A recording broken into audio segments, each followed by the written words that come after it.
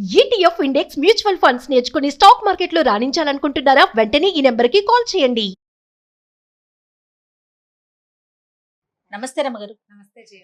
అసలు సుబ్బారాయ షష్ఠి అంటే ఏంటి? అంటే ఒక వ్యక్తి పేరు మీద ఒక కార్యక్రమం రావటం, దానికి అంటే ఆ వ్యక్తికి ఆ షష్ఠికి ఏదైనా సంబంధం ఉందా?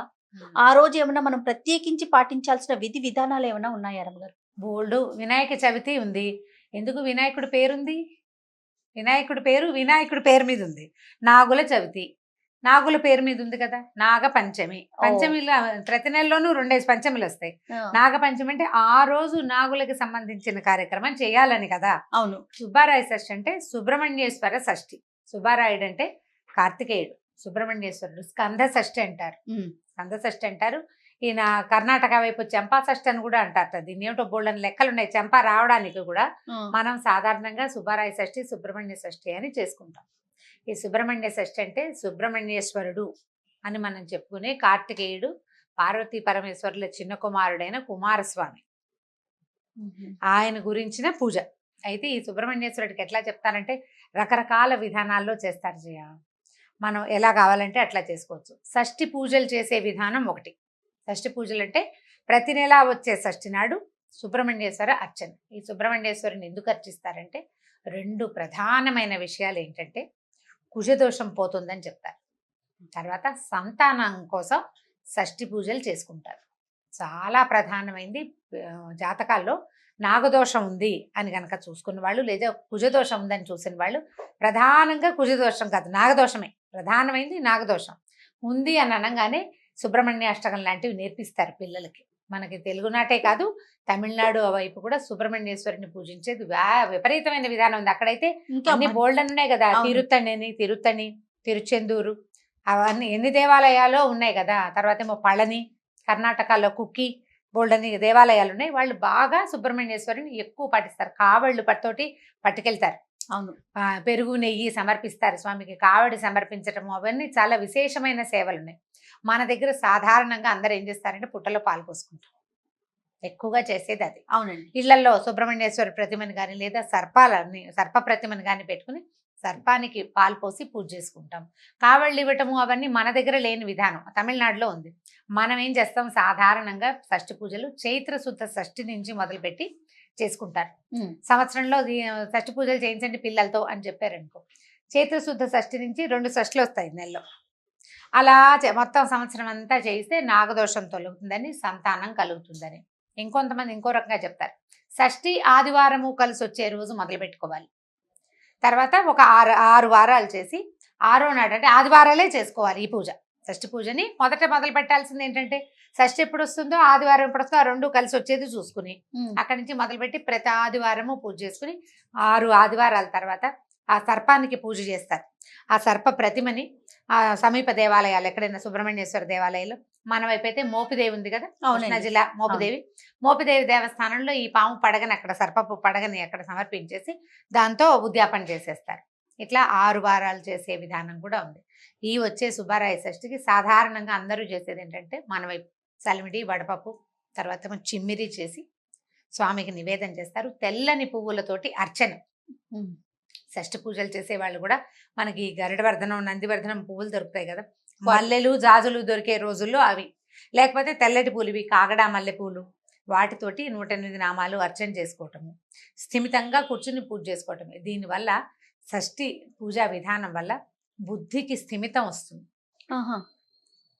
బుద్ధికి స్థిమితం వస్తుంది. సుబ్రహ్మణ్యేశ్వరిని ఎట్లా చెప్తారంటే మనకి శరీరంలో ఉన్న వెనుపాము ఉంది, మనకి బాడీలో ఉన్నదే కదా కుండలిని శక్తి.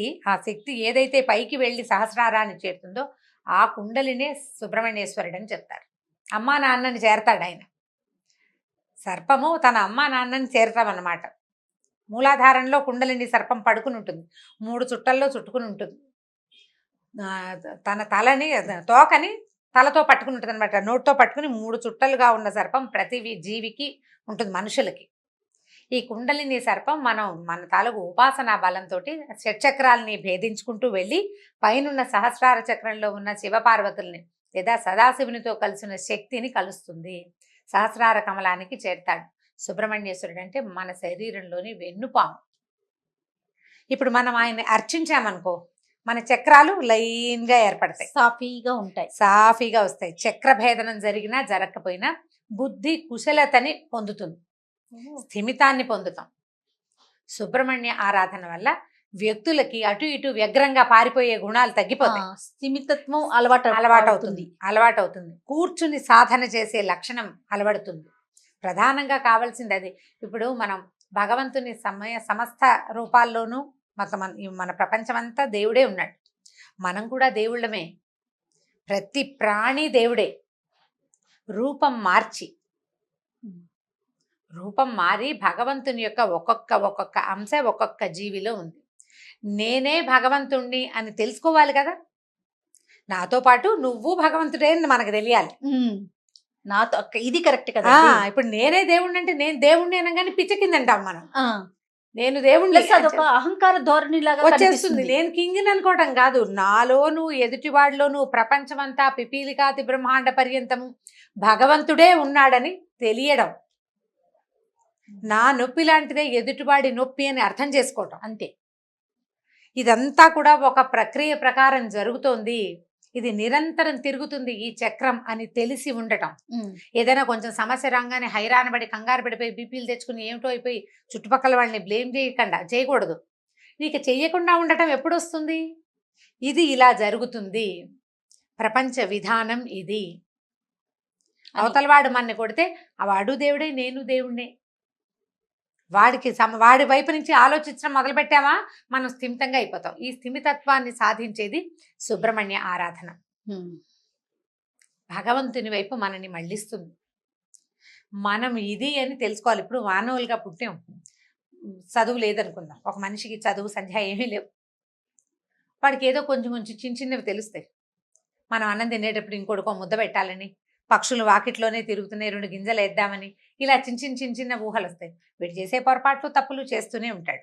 ఈ చేసిన దానము, తింటూ ఇంకొకడికి పెట్టడము, ఎవడైనా బరువు ఎత్తుతుంటే వాడికి కొంచెం సహాయం చేయట్లాంటివి సాధారణ క్రియలు.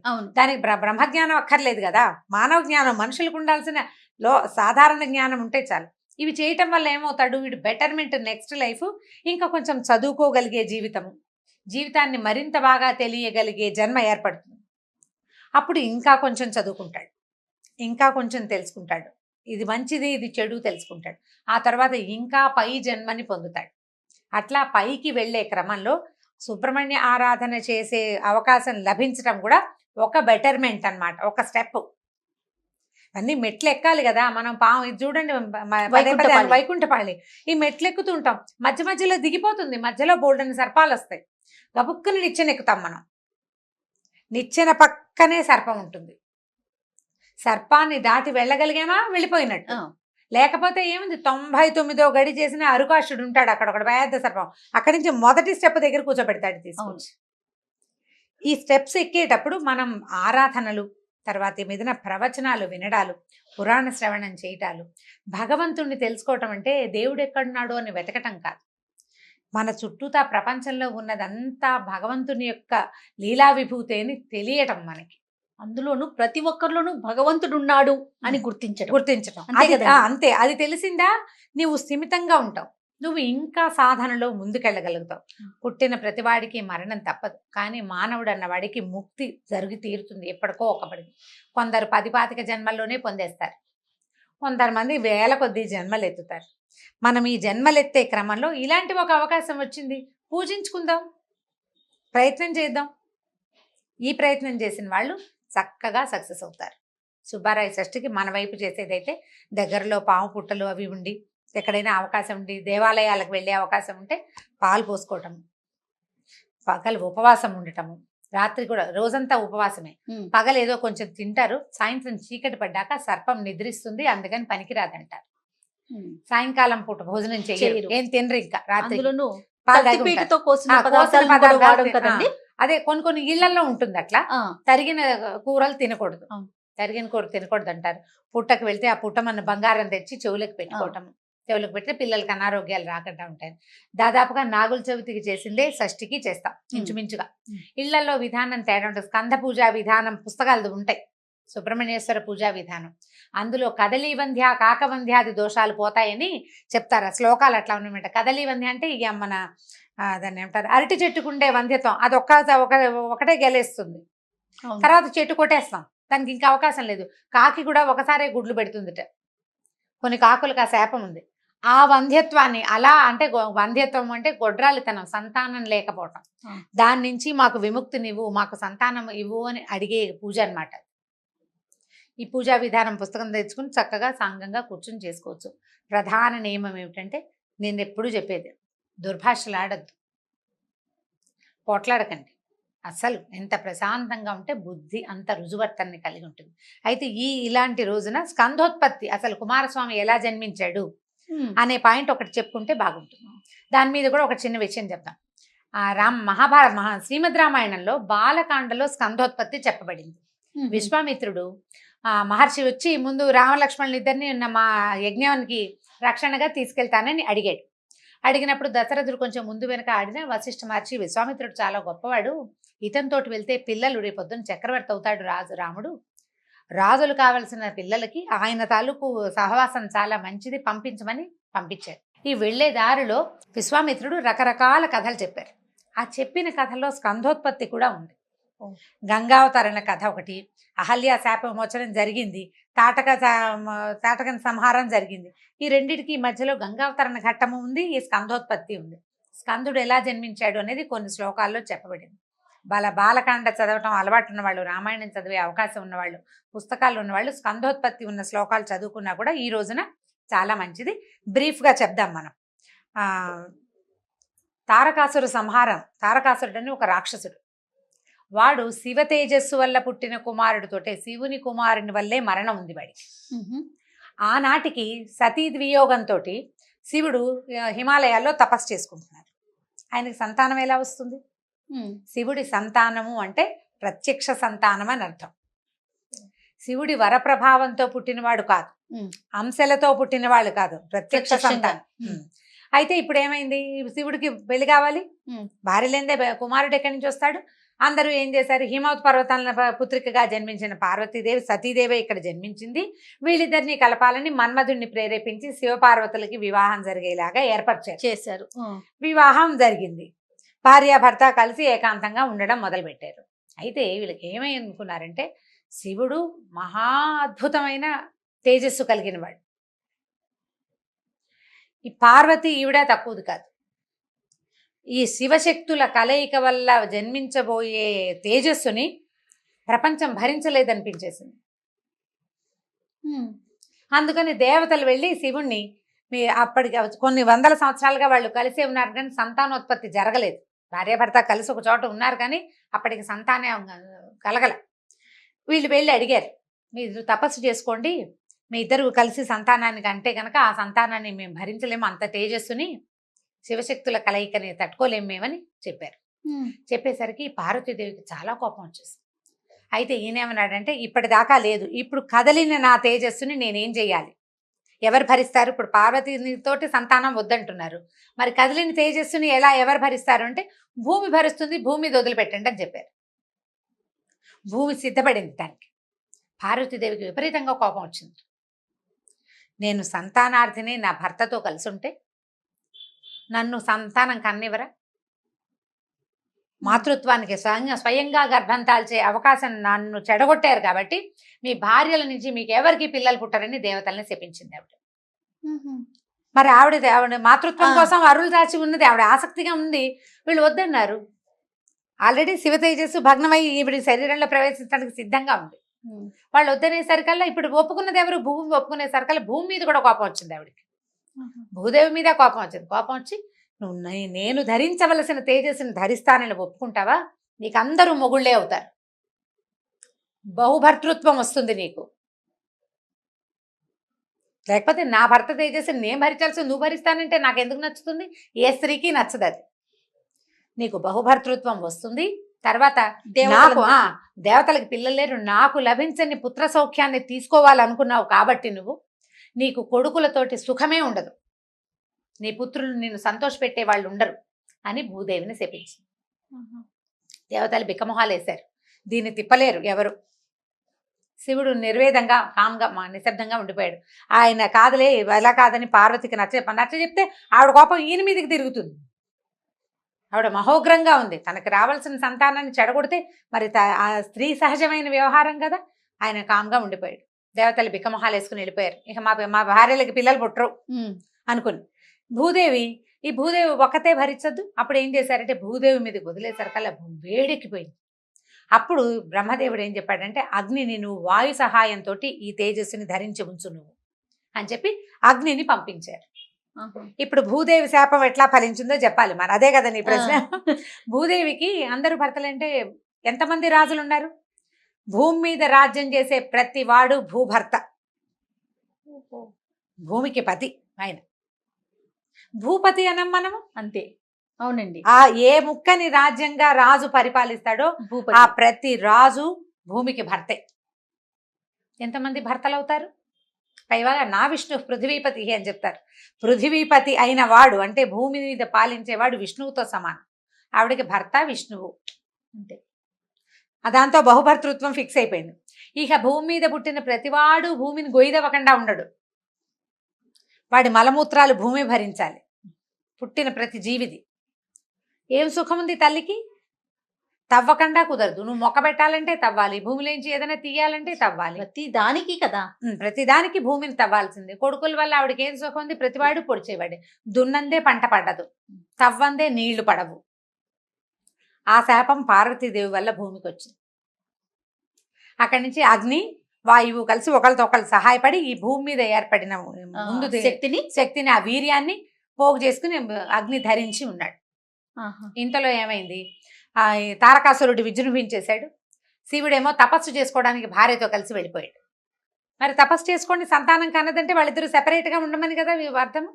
దాంతో వీళ్ళేం చేశారు? దేవతలకు సైన్యాధిపతి లేడు, శివుడు సైన్యాధిపత్యం వహించట్లేదు, సహాయం చేయి, మాకు ఏదైనా సైన్యాన్ని ఇవ్వమని మళ్ళీ బ్రహ్మదేవుడి దగ్గరికి వెళ్ళారు. అప్పుడు ఈయనేం చెప్పాడంటే శివ తేజస్సుతోటి సంతానం లభిస్తుంది, అతను మీకు సేనాని అవుతాడు. ఇప్పుడు అగ్ని ధరించి ఉన్నటువంటి శివతేజాన్ని ఎవరు భరిస్తారు? గంగా నదిని ప్రేరేపించారు. నువ్వు వెళ్ళి ఈ అగ్నిలో ఉన్న శివతేజస్సుని నీలోకి స్వీకరించి సంతానం పుట్టించు, పుత్ర సంతానాన్ని పుట్టించాలని చెప్పారు. ఆవిడ స్త్రీ రూపం ధరించి అగ్నిదేవుడి దగ్గరకు వచ్చింది. వచ్చి ఆ తేజస్సుని తను తీసుకుంది కానీ భరించలేకపోయింది ఆవిడ. అప్పటికి ఆవిడ భూమి మీదకి వియద్గంగగానే ఉంది, స్వర్గంగే ఆకాశంలో ఉన్న ఆవిడే. భరించలేకపోయింది ఆ వేడేమో, నేను తట్టుకోలేకపోతున్నానని అగ్నిదేవుని వేడుకుంది. ప్రభు నన్ను విముక్తురాలని చెయ్యి, నా వల్ల కావట్లేదు, శివ తేజస్సుని భరించడం నా వల్ల అవ్వదు, నా చేత కావటం లేదు అనేసరికల్లా ఈయనేమన్నాడు? హిమవత్ పర్వతం మీద శ్వేతపర్వతం ఉన్నది, హిమవత్ పర్వత ప్రాంతాల్లో వదిలిపెట్టేసి నీ గర్భంలో శిశువుగా ఏర్పడిన తేజస్సుని వదిలేయమన్నాడు. అక్కడ వదిలిపెట్టేసింది ఆవిడ. గర్భంలో నుంచి శిశువుని వదిలేసింది బయటికి. వదిలిపెట్టేసరికల్లా అక్కడి నుంచి జారిన రేతస్సు, ఆయన స్కందుడు జారి పడ్డాడు కాబట్టి స్కందుడు అని పేరు వచ్చింది ఆయనకి. గర్భస్రావమే ఇంచుమించుగా ఆవిడ వదిలిపెట్టేసింది శిశువుని, నేను భరించలేనని. అలా పడినవాడు అక్కడున్న రెల్లు పొదల్లోకి చేరాడు. ఈ రెల్లు వనం ఎట్లా వచ్చింది? అంతకుముందు అగ్ని చాలా కాలం పాటు భరించి ఉన్నాడు కదా, అక్కడ ఒక రెల్లు వనం ఏర్పడింది, ఒక పొద ఏర్పడింది ఆ శ్వేత పర్వతం దగ్గర. ఆ రెల్లులోకి పడి శిశువుగా మారాడు. ఈ శిశువు ఎప్పుడైతే శిశుోత్పత్తి ఎప్పుడు జరిగిందంటే ఇది అగ్ని నక్షత్రమైన కృత్తికా నక్షత్రం సమయంలో, కృత్తిక నక్షత్రంలోనే జన్మించాడు ఈయన. శిశువుగా మారేసరికల్లా ఈ కృత్తికా నక్షత్రం అగ్ని నక్షత్రం. దానికి 6 దేవతలు ఉన్నారు, కృత్తికలు అంటారు వాళ్ళని. ఆ 6 కృత్తికలది ఈ జన్మించిన శిశువుకి పాలిచ్చి పెంచి పోషించండి అని చెప్పారు. దాంతో వాళ్ళేమన్నారు? మేము కనలేదు, మేము పెంచబోయే ఈ శిశువు మా కుమారుడుగానే ఉంటాడని, మా కుమారుడనే చెప్పబడతాడని మాటిస్తే శిశువుని పెంచుకుంటామన్నారు. ఒప్పుకున్నారు దేవతలు. అలాగేనని ఇప్పుడు రెల్లు పొదలో పుట్టాడు కాబట్టి శరవణ భవుడని, శరవణం అంటే రెల్లు పొద. ఈ కృత్తికలు పెంచారు కాబట్టి కార్తికేయుడని పేరు పొందాడు ఆయన. ఆ పిల్లవాడికి పాలు ఇవ్వడానికి కృత్తికలు వస్తే 6 ముఖాలతో 6 దగ్గర పాలు దాగి పెరిగాడట అబ్బాయి. ఆ పెరిగిన శిశువుని మళ్ళీ తెచ్చి వీళ్ళు శివపార్వతులకు అప్పచెప్పారు. వాళ్ళదే కదా సంతానం. ఇదే మనం ఇప్పుడు సైన్స్ లో వింటున్నాం. ఒక భార్యాభర్తల తాలూకు ఉత్పత్తి అయిన అండాన్ని లేకపోతే వీర్యాన్ని రెండు కలిపి సరోగసి చోట మదర్ అనేసి అట్టెపెట్టి, వింటున్నాం మనం. అట్టెపెట్టి ఇంకొక గర్భంలో కొన్నేళ్లు అట్టెపెట్టి కూడా మళ్ళీ ఇంకొక చోట ప్రవేశపెట్టి సంతానం వచ్చేలాగా చేస్తున్నారు. ఇది అప్పుడే జరిగింది. ఈ స్కంధోత్పత్తిని కొన్ని శ్లోకాల్లో ఒక 10 దాదాపుగా ఒక 16-18 శ్లోకాలు ఉన్నట్టున్నాయి. బాగా ఖచ్చితంగా గుర్తులేదు కానీ ఖచ్చితంగా అది బాలకాండలోనే ఉంది. విశ్వామిత్రుడు రామలక్ష్మణులకి చెప్పారు. ఈ స్కంధోత్పత్తిని తెలుసుకోవటం, దీన్ని వినడం, చదవడం కూడా చాలా విశేషమైన ఫలితాన్ని ఇస్తుంది. ఆ తర్వాత ఆయన దేవతలకి సేనానిగా అయి తారకాసురుణ్ణి వధించాడు. అయితే ఇట్లా తమ దగ్గరకు వచ్చిన శిశువుకి ప్రణవాక్షరాన్ని ఉపదేశించారు పరమశివుడు. శక్తి ఆయుధాన్ని ఇచ్చింది కొడుక్కి పార్వతీదేవి. శక్తి హస్తుడు ఆయన పట్టుకుంటాడు కదా వేల్, ఆ వేల్ పార్వతీదేవే ఇచ్చింది. తన గర్భంలో పుట్టవలసిన శిశువు, ఆవిడ ఏమిచ్చేదో శక్తి, ఈ శక్తిని అతని చేతిలో పెట్టేది అనమాట. అయితే ఇప్పుడు ఈ తర్వాత ఈ ప్రణవ మంత్రాన్ని, ప్రణవంతాలకు దీన్ని కూడా పరమశివుడే శిశువుకి ఉపదేశించాడు. ఈ ఉపదేశించిన తర్వాత బ్రహ్మదేవుడు ఒకసారి వస్తే ఈయన అడిగట ప్రణవ మంత్రార్థాన్ని చెప్పమని. బ్రహ్మ బాగా చెప్పలేకపోతే పిల్లాడికి నచ్చలా, కుమారస్వామికి నచ్చలేదట. నచ్చక బ్రహ్మని బంధించాడు. నువ్వు సరిగా చెప్పలేదని బంధించేసరికి శివుడు కొంచెం చేసి కాదు నాయన వదిలిపెట్టేసేయమని వదిలించాడు. వదిలిస్తే ఈ బ్రహ్మని బంధించిన పాపం పోగొట్టుకోవాలి. బ్రహ్మదేవుని బంధిస్తే ఎట్లాగా బ్రహ్మహత్యా పాతకాలు అవి చుట్టుకుంటాయి. పరమశివుడినే వదిలిపెట్టలేదు బ్రహ్మహత్యా పాతకం. అందుకని ఈ బ్రహ్మని బంధించినప్పుడు ఆయనకి కొన్ని గాయాలైనాయి. అందుకు ఈ పాప పరిహారార్థం నువ్వు తపస్సు చేయాలని శివుడు ఆజ్ఞ తీసుకుని ఈ కుమారస్వామి సర్పరూపం దాల్చి ముళ్ళ పదల్లోంచి వెళ్ళాడట తపస్సుకి. ఆ ముళ్ళు ఎడాపెడా ఒళ్ళంతా గీసుకుపోయినాయి. బ్రహ్మకి ఎలాంటి గాయాలు చేశాడో అలాంటి గాయాలు తీసుకుని తపస్సు చేసి బ్రహ్మాన్ని బాధించిన పాపాన్ని, గాయాలని మాన్పుకున్నాడట. అప్పటి నుంచి ఆయనకి సర్పరూపంలో పూజ చేసే విధానం కూడా ఏర్పడింది. సుబ్రహ్మణ్యం అంటే సర్పం అని ఎలా చెప్తున్నాం, ఇలాగనమాట. ఆ తర్వాత ఇంకా ఈ కుండలిని శక్తి మనం ముందు చెప్పుకున్నాం కదా. ఈ కథల్లో ఏ కథనైనా స్మరించుకుని సుబ్రహ్మణ్య షష్ఠి నాడు పాల్పోయచ్చు. దేవాలయానికి వెళ్ళలేకపోతే కనుక సర్ప ప్రతిమ ఉన్నా చేసుకోవచ్చు, పూజ చేసుకోవచ్చు. మన ఇంట్లో సర్పాల వెండి ప్రతిమలు లేవండి అంటే గోధుమ పిండితోటి సర్ప ప్రతిమను చేసి ఆ షోడశోపచారాలు చేసుకుని తెల్లని పువ్వులతోటి అర్చన చేసుకుని నమస్కారం చేసుకుంటే ఏదైనా దోషాలు అవి ఉంటే పోతాయి. తర్వాత ఏమో పీరియడ్స్ తాలూకు ఇబ్బందులు ఉన్న వాళ్ళకు కూడా ఈ పూజా విధానం చెప్తారు. ఈ సుబ్రహ్మణ్యాష్టకం చదువుకోవడం సులువు. సుబ్రహ్మణ్యాష్టకం చిన్నది 8 ప్రకృత శ్లోకాలు, తర్వాత 2, 3 ఫలశ్రుతి శ్లోకాలు, ఒక 3, 10-11 శ్లోకాలు చిన్న స్తోత్రం. ఇవి చదువుకొని చక్కగా తెల్లటి పూలతో పూజ చేసి పాలు, పాయసము, పెరుగు అవి నివేదన చేయొచ్చు. విశేషంగా చేసుకునేది అనమాట. అయితే మన పని అడిగాడు ఈ సందర్భంలో ఏదైనా ఒక దేవాలయం సంగతి కూడా చెప్పండి. ఇంతసేపు సమయం తీసుకున్నాం, ఒక చిన్న దేవాలయం గురించి ఒక 4 వాక్యాల్లో చెప్తాం. గోదావరి జిల్లాలో మనకి కాకినాడకి, రాజమండ్రికి, తర్వాత పిఠాపురానికి దగ్గరలో బిక్కవోలు అనే ఒక గ్రామం.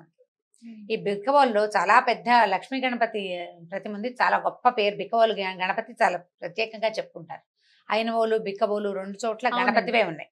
అయితే ఈ బిక్కవోలులో ఒక గోలింగేశ్వర స్వామి శివాలయం ఒకటి ఉంది. ఇది 1100 సంవత్సరాల నాటి దేవాలయం అట. 1100 నాడు చాళుక్యులు నిర్మించిన దేవాలయం. ఇక్కడ ఈ దేవాలయంలో సుబ్రహ్మణ్యేశ్వరుడి దేవాలయం ఒకటి. కుమారస్వామి, ఇక్కడున్న కుమారస్వామి బ్రహ్మచారిగా కనపడతాడు. పక్కన వీళ్ళు లేరు, వల్లీ దేవసేన సమేతుడుగా ఉండడు, బాలుడుగా కనిపిస్తాడు బ్రహ్మచారిగా. వెనకాల 2 చేతుల్లోనూ శక్తి పాశము అవి ఉండి, ముందు చేతిలో ఒక చెయ్యేమో అభయముద్ర ఇస్తూ పక్కనే నెమలి ఉంటుంది. నెమలి మీద చెయ్యి వేసి నుంచున్న కుమారస్వామి దర్శనమిస్తాడు ఈ దేవాలయంలో. చాలా విశేషమైన దర్శనం. మనకు అన్ని చోట్ల ఇట్లా నెమలిని పక్కన పెట్టుకున్నట్టుగా కనిపించదు. పైగా స్వయంభూ కాకపోయినా అమిత పురాతనమైన దేవాలయం, చాలా పాతది. 1100 ఏళ్ళంటే అసలు మన ఊహ కూడా అందదు చూడు. అవునండి, ఎప్పటి గుడిరా అనిపిస్తుంది. అయితే ఈ గోలింగేశ్వర స్వామి ఈయన, తర్వాత ఏమో అమ్మవారు ఉంది అక్కడ, తర్వాత వీరభద్రుడు, భద్రకాళి దేవాలయం ఉంది, సీఎం వినాయకుడు ఉన్నాడు. లోపల ఇంచుమించుగా పరివారం అంతా కనిపిస్తుంది అనమాట. వీరభద్రుడు, భద్రకాళి అంటే సేనాధిపతి, సేనాధ్యక్షురాలు వాళ్ళిద్దరు, శివుడు, పార్వతి, కుమారస్వామి, వినాయకుడు. చూడు అంతా మొత్తం కుటుంబం అంతా ఉందా. మళ్ళీ దీనికి క్షేత్రపాలకుడు విష్ణుమూర్తి, లక్ష్మీ సమేతంగా ఇంకొక దేవాలయం. అద్భుతం. క్షేత్రపాలకుడు కూడా బాగున్నాడు. అయితే ఏంటంటే ఈ విశేషమైన దేవాలయంగా ఎందుకు చెప్పబడుతోందంటే ఇట్లా బ్రహ్మచారి రూపంలో ఉండటం, ఈ రూపంలో ఉన్న కార్తికేయుడు విశేష ఫలప్రదాత. ఇక్కడ ఏం చేస్తారంటే ఈ స్వామివారికి కుడివైపున పెద్ద పుట్ట కూడా ఉంది. నాగుల చీరని దాని మీదకి పుట్ట మీద కప్పిన వస్త్రాన్ని ధరించి పిల్లలు లేని వాళ్ళు గుళ్ళోనే నిద్ర చేస్తారు. దేవాలయానికి వెనక భాగంలో నిద్ర చేసే అవకాశం కూడా ఉందట. సమీపంలో ఉన్న వాళ్ళందరికీ ఎలాగో తెలుస్తుంది, చుట్టుపక్కల వాళ్ళకి అవును. తెలుస్తుంది కదా. మనం బయట ఊళ్ళ నుంచి ఉన్న వాళ్ళకి కొంచెం తెలియదు. ఈ బిక్కవోలు ఆ వైపుకి వెళ్ళగలిగిన వాళ్ళు, పిఠాపురం, కాకినాడ, రాజమండ్రిలో పనులున్న వాళ్ళు ఏదైనా అవకాశం ఉంటే ఈ బిక్కవోలు గ్రామంలో ఉన్న లక్ష్మీ గణపతి స్వామితో పాటు ఈ సుబ్రహ్మణ్యేశ్వర స్వామిని కూడా తప్పకుండా దర్శించుకోవాల్సిన క్షేత్రం. చాలా విశేషమైన రూపము, అసలు ఎంత చక్కటి రూపము, చూడ్డానికి కూడా చాలా ముచ్చట కొలిపేటట్టుగా ఉంటుంది. అసలు నెమలి మీద చెయ్యి వేసినట్టు కనిపిస్తాయి, బాగుంటుంది. ఈ పుట్ట కూడా పక్కనే ఉండటము కాబట్టి మరి స్వామివారి విశేషంగా వెలిసినట్టు కదా. పుట్ట మాత్రం స్వయంగా ఉన్నదేనట, సహజమైన పుట్టే ఉంది అక్కడ. అక్కడ కూడా పాలు అవి పోసుకుంటారు. ఈ రోజు రాత్రిపూట పళ్ళెంలో పాలు పోసి పెడతారట పుట్ట దగ్గర. ఆ ఊళ్ళో పద్ధతి అనమాట, ఆ దేవాలయంలో విశేషం. ఈ దేవాలయ విశేషాలు ఎక్కువ చెప్పటం లేదని అనుకోవద్దు, ఎందుకంటే మనం ముందు స్కంధోత్పత్తి అవి చాలా విశేషంగా చెప్పాం. బిక్కబోలు గ్రామం, దీని మీద సెర్చ్ చేసినా కూడా మనకు వివరం చక్కగా తెలుస్తుంది. తప్పకుండా. థ్యాంక్ యూ సో మచ్ రమగారు. నమస్తే. నమస్తే జయ. ఈ వీడియో కనుక మీకు నచ్చినట్లయితే లైక్ చేయండి, షేర్ చేయండి. మరిన్ని వీడియోస్ కోసం మా ఛానల్ సబ్స్క్రైబ్ చేసుకోండి.